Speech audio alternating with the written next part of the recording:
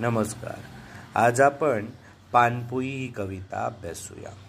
उन्हात घामजुनी अंगाची होती या लालीलाही, सूर्यकिरणांची लागली उष्ण गरम झळाई.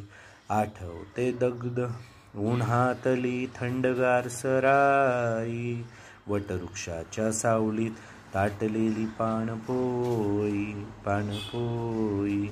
रखरख त्या उन्हात सुटतो अवखळा वारा, धुळी संगे पाला पोचोळा जाई या उंच अंबरा. रखरख त्या उन्हात सुटतो अवखळ वारा, धुळी संगे पाला पोचोळा जाई या उंच अंबरा. थकलेल्या वाटसरू लागला ही येती गरागरा, पिऊनी पाण्याचा घोट तेव्हा महत्व कळे खरा. थकलेल्या वाटसरू लागला ही येती गरागरा, पिऊन पाण्याचा घोट तेव्हा महत्व कळे खरा. आठवते दुग्ध उन्हातली थंडगार सराई, वटवृक्षाच्या सावलीत थाटलेली पाणपोई. या दिवसांत चोहीकडे पडते कडक ऊन, सारखी सारखी लागते साऱ्यांना मोठी तहान.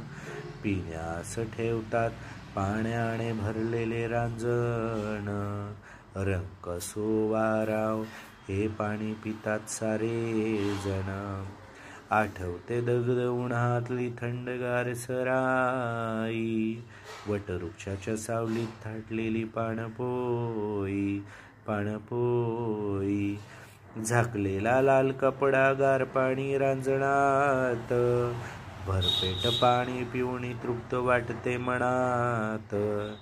धन्य असो ज्याने थाटली ही पाणपोई उन्हात, पिऊन या पाणी दुवा देती सारे त्या सज्जनास. आठवते दूध उन्हातली थंडगार सराई, वटवृक्षाच्या सावलीत थाटलेली पाणपोई. वटवृक्षाच्या सावलीत थाटलेली पाणपोई. धन्यवाद.